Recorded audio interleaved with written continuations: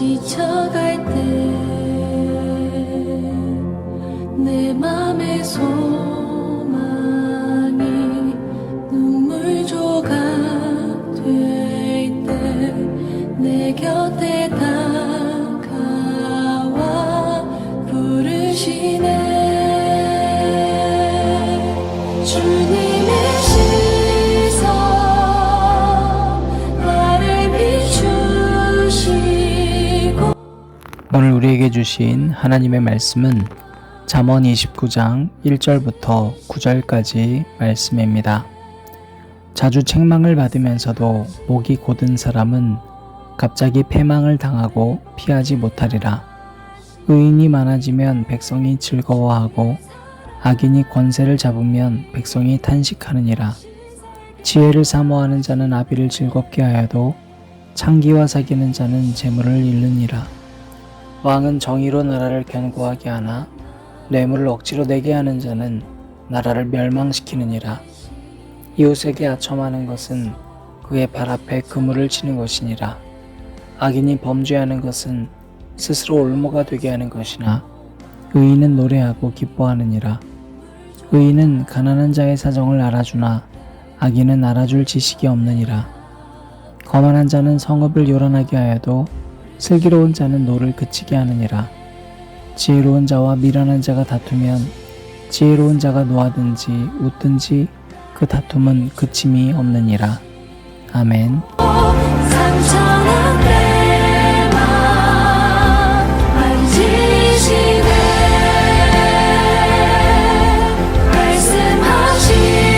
말씀하시고 회복해 하시네. 주의 사랑이 다시 살게 하시네. 주님의 시선 나를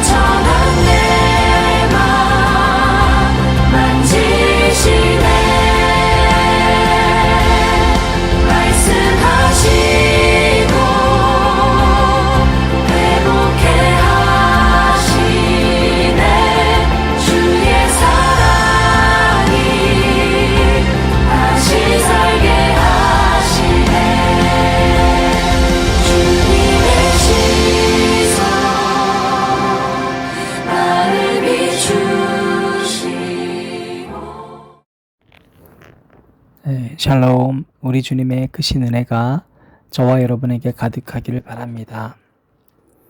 지금까지 우리가 읽었던 잠언 말씀은 6월달까지 지속하고 7월부터는 야고보서로 넘어갑니다. 잠언은 지혜의 말씀이라고 했습니다. 여러분 잊지 마시기를 바랍니다. 세상을 살면서 저와 여러분에게는 지혜가 필요합니다. 지식이 필요한 것도 아니고 부가 필요한 것이 아니고 사람이 필요한 것 아닙니다. 여러분 지혜가 필요합니다. 왜냐하면 매 순간에 중요한 문제를 결국에는 내가 선택해야 되기 때문입니다. 그래서 이 지혜는 명철과 이어집니다. 오늘 말씀은 우리가 조금 이 잠언서 전체를 정리하는 의미를 갖고 과연 지혜라는 게 무엇인지를 우리가 함께 나누려고 합니다. 첫 번째로 여러분 지혜는 뭐냐면 삶의 지혜입니다. 그러니까 굉장히 뭔가 철학적이라든지 우주적인 관점을 가지고 있는 것이 아니라요. 지혜는 매우 가까운 삶의 문제에 대한 것들이 여러분 지혜입니다. 잠언 1장 20절에서 21절 말씀 보면 지혜가 어디에서 소리친다고 되어 있냐면요. 여러분 어딜 것 같으세요? 기억 한번 해보세요. 지혜는 길거리에서 부른다 이렇게 되어 있습니다. 광장에서 소리를 높인다. 시끄러운 길목에서 소리를 지르고요. 성문 어귀와 성중에서 그 소리를 바란다. 여러분 지혜는 저 멀리서 나와 전혀 상관없는 이야기가 아니라요. 바로 우리가 살아가는 길과 광장, 내가 어울려 살아가는 사람들 사이사이에 있는 게 지혜입니다.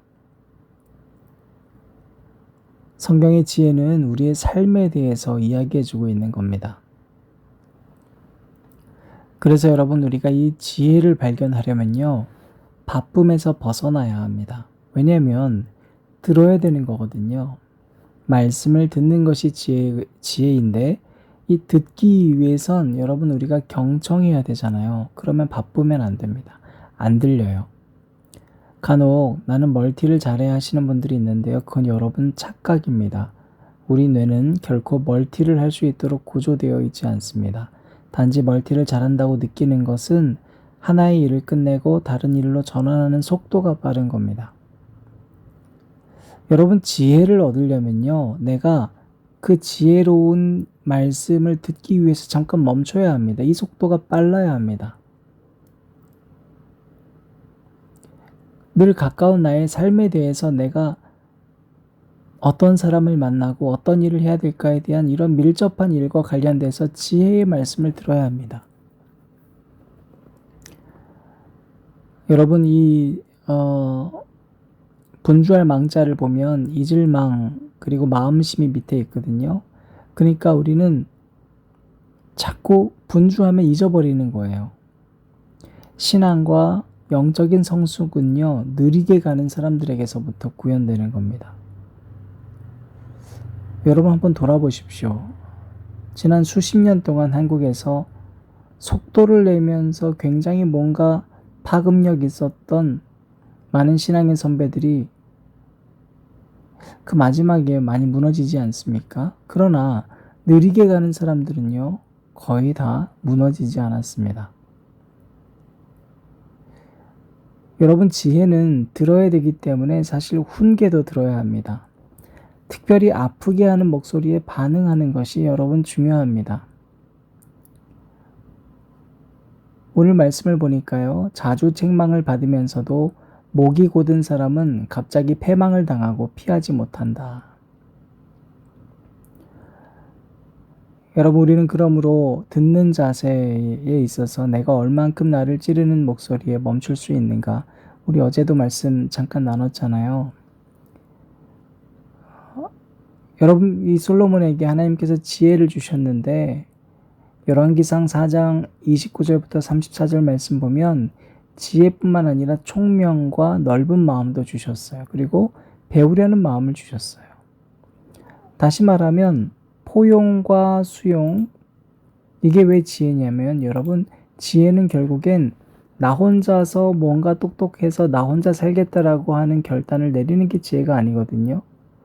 지혜는 결국 더불어 살아가는 데 있어서 필요한 것이기 때문에 그래요. 여러분, 그런가 하면 지혜는 그래서 악함과 달콤한 것들로부터 내 자신이 지켜야 될 것들을 잘 구별하는 것들이에요. 이별해야 될 것들과 이별하는 거예요. 끊어내야 될 것들과 확실하게 끊어내는 거예요. 여러분, 계속 이 잠언에서 강조하는 건 음료, 또 술에 탐닉하지 말라. 우리를 취하게 하는 모든 것 다 경계해라. 이렇게 얘기하지 않습니까? 그런데 잠언 20장 29절부터 33절 말씀 보면요. 특별히 술에 대해서도 이런 말씀이 있습니다. 재앙이 네게 있느뇨, 근심이 네게 있느뇨, 분쟁이 네게 있느뇨, 원망이 네게 있느뇨, 까닭 없는 상처가 네게 있느뇨, 붉은 눈이 네게 있느뇨. 여러분, 이게 뭐예요? 다 분쟁과 재앙과 근심과 원망과 까닭 없는 상처가 어디에서부터 나올까요? 잠언은 술에 잠긴 자에게 있다. 혼합한 술을 구하러 다니는 자에게 있다. 충격적이지만 여러분, 사실 성경에서 술이 죄라고 얘기하진 않지만 우리를 죄로 물들게 하는 아주 중요한 도구로 사용된다는 걸 많이 얘기합니다. 근데 이 술이 우리를 어떻게 유혹하냐면요. 포도주는 붉고 잔에서 번쩍이며 순하게 내려가나니, 무슨 말이에요? 술이 아름답게 보이고요. 멋있어 보이고요. 마시다 보면 이게 오히려 더 우리에게 더 잘 몸에 반응한다는 거예요. 점점 더. 그러니까 너는 아예 애초에 그것을 보지도 말라고 이렇게 권하고 있는 겁니다. 왜요? 결국엔 그것이 마침내 뱀같이 물 것이요 독사같이 쏠 것이다. 결론적으로는 결국엔 이 술 때문에 망한다는 거예요. 여러분, 그래서 이 지혜는요, 나를 굉장히 달콤하게 만드는 것들, 이것들로부터 이별할 수 있는 게 중요해요. 여러분, 우리가 연애가 시작이 되면 남녀노소 다 어떻습니까? 친구들 이거부터 정리하는 사람들 많더라고요. 나 이제 이 사람 사랑하니까 이 친구 관계고 정리할게. 심지어 남자분들 여자분들은 서로에 대해서 검열도 하잖아요. 이 사람하고는 연락하지 마, 이 사람하고는 연락하지 마. 그게 여러분, 사람의 사랑 사이에서도 그런 일이 있어요. 그런데 우리가 하나님 사랑한다면서 왜 세상과 내가 완전히 단절해야 될 것들을 단절하지 않고 같이 가는 걸까요? 그러면서 우리는 사람을 사랑하기 때문이래요. 그건 여러분, 다른 얘기 같아요. 사실 내면에는 하나님하고 세상하고 같이 사랑하고 싶은 거예요. 혹시 여러분, 이 말씀 들으면서 우리가 이렇게 반응했으면 좋겠어요. 그래, 내가 정말로 사람 사랑한다고 하지만 실제로는 세상에 조금 발담고 싶어서 그런 마음도 있는 것 같다. 이걸 좀 봤으면 좋겠어요. 저는 예전에 그랬어요. 제가 목회 결정하기 전에는 그런 마음이 있었어요. 그러니까 자꾸 신학과 하나님을 향한 마음, 그건 나중에 해야지 하면서 계속 세상에 발담그고 싶었던 마음이 솔직히 제게 있었거든요. 자, 여러분, 그런가 하면 지혜는 뭐냐면 내게 있는 것을 먼저 보는 거예요. 여러분, 우리가 기생충을 썼던 봉준호 감독이 전 세계에서 이야기하셨던 가장 감동적인 멘트가 뭐였습니까? 바로 가장 개인적인 것이 가장 창조적인 것이다 그랬잖아요. 여러분, 코스모스 칼 세이건의 책을 보면서 누군가는 창조론과 누군가는 진화론 얘기하지만 저는 그분이 얘기했던 것 가운데 가장 감명 깊었던 것이 바로 점의 이야기였거든요. 자, 그러면 이 하나의 점이 어마어마한 우주를 만들듯이 하나님께서는 사실 점 하나로 우주를 만드실 수 있는 분이잖아요. 무에서 유를 만드시는 분이잖아요. 그러니까 그 하나님께서 오늘 먼지처럼 작은 나 하나를 위해서 이 땅에 내려오셨다면 우리 삶에 의미가 생기지 않겠어요? 우주를 봤을 때 나는 정말로 비교할 수 없는 작은 존재잖아요. 그렇기 때문에 우리는 우주를 보고 나를 보면 내 삶의 의지가 생기지 않아요. 나는 작기 때문에. 그러나 그런 나를 위해서 이 땅에 와서 죽으시고 살아나신 예수 그리스도가 내 안에 있다면, 여러분, 바로 내게 있는 것, 내 안에 있는 예수 그리스도, 이걸 볼 수 있는 사람이 강해지는 거예요. 여러분, 세상은 자꾸 우리를 반대로 속여요. 너 좀 밖에 있는 것들, 너한테 없는 것을 좀 개발해. 너한테 없는 것을 좀 만들어. 근데 여러분, 하나님은 우리에게 너한테 있는 것을 사용하라고 하세요. 이걸 우리가 중요하게 생각했으면 좋겠어요. 자꾸 나한테 없는 것에 집중하게 되면 내게 있는 것, 바로 내 이 자리에 내가 지금까지 해왔던 것들, 이걸 놓치게 되고, 가치 있는 것을 놓치게 되고, 자꾸 없는 것을 쫓아서 이 사람 만나고 저 사람 만나고 그렇게 살아갈 수 있다고 했습니다. 우리가 어제도 나눴던 얘기입니다. 여러분, 마지막으로 그래서 지혜가 필요한 이유는요, 공동체, 이 관계가 바로 서고 결국엔 하나님 나라, 즉 공동체가 바로 서게 위해서 지혜가 필요한 겁니다. 여러분, 내가 바로 서면, 즉 공동체가 날 위해서 있는 게 아니라 내가 공동체를 위해서 있는 존재라는 걸 알게 돼요. 많은 그리스도인들이 나의 유익을 위해서 하나님을 사용하는 게 너무나도 평범한 일상이 됐어요. 그런데 여러분, 똑같이 나의 유익을 위해서 공동체를 사용하는 경우도 참 많아요. 그게 우리가 흔히 비판했던 교회의 모습 아닙니까? 나의 유익을 위해서 교회라고 하는 공동체를 사용했던 목사님들이 얼마나 많으셨어요. 그러나 여러분, 자기 자신을 한번 돌아보면 좋겠습니다. 내가 공동체의 유익이 되는 존재가 되고 있습니까? 아니면 나의 유익을 위해서 공동체가 필요한 겁니까? 여러분, 우리는 신앙생활을 하는 데 있어서 지혜로운 자가 되어야 합니다. 솔로몬이 지혜를 구했지만 결국에는 그 지혜를 주셨던 하나님을 등 돌리고 자기의 개인적인 이득을 얻기 위해서 성전을 사용하고, 그리고 사람들이 아무리 솔로몬 주변에 많아져도 외로운 인생 살아서 나중엔 다 헛되다고 고백했던 인생이 되지 않기를 진심으로 축원합니다. 여러분, 예수님이 주인 되신 교회, 우리 교회 표어입니다. 여러분, 한 사람 한 사람이 어떻게 하면 우리가 모였으니까 내가 저 사람을 빛나게 해줄까를 고민하는 곳이 됐으면 좋겠습니다. 우리가 모였으니까 저 사람이 나한테 필요했구나가 아니에요. 날 위해서 저 사람이 필요한 존재가 여러분 아니라 달라야 돼요. 내가 저 사람에게 필요하구나, 이렇게 다가갔으면 좋겠어요. 여러분, 우리가 예수님이 주인 되신 교회를 일구기 위해선, 그래, 이 교회에 그래서 하나님이 나를 여기에 보내셨구나, 이 공동체를 위해서 나는 어떤 섬김을 해야 될까, 이 고민이 돼야 돼요. 오늘 말씀 2절 보니까 의인이 많아지면 백성이 즐거워하고, 그죠? 악인이 권세를 잡으면 백성이 탄식한다.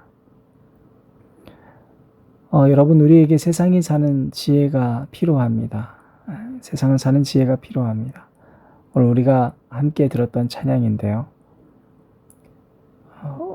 음료라고 표현되어 있는 잠언의 수많은 관계들, 사실 여러분 삶에서 가장 필요한 지혜가요, 관계의 지혜거든요.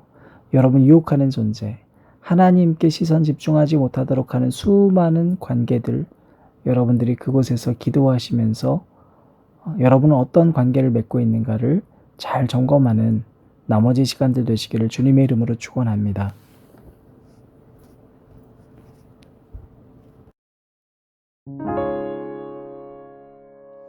하늘을 볼 겨를도 없이 정신없이 세상을 살다가 마음의 먹먹함이 내 삶을 짓누를 때 그제서야 주님을 찾습니다. 행복을 느낄 겨를도 없이 분주하게 세상을 세상을 살다가 인생의 허무함이 내 삶을 짓누를 때 그제서야 주님을 찾습니다. 오늘도 여전히 주님은 그 자리에서 우리를 끊임없이 돌보시는데 부족한 내 영혼은 아직도 갈 길을 모릅니다. 내게 믿음 주소서, 내 연약한 마음 돌보소서. 한없는 주님의 사랑 알게 하소서. 영원까지 그의 백성 지키시는 우리 하나님 바라보며 살게 하소서. 모든 것을 다 잃은 것 같던 순간에도 모든 아픔이 다 내 것인 것 같다 해도 항상 지키시는 나의 주, 세상을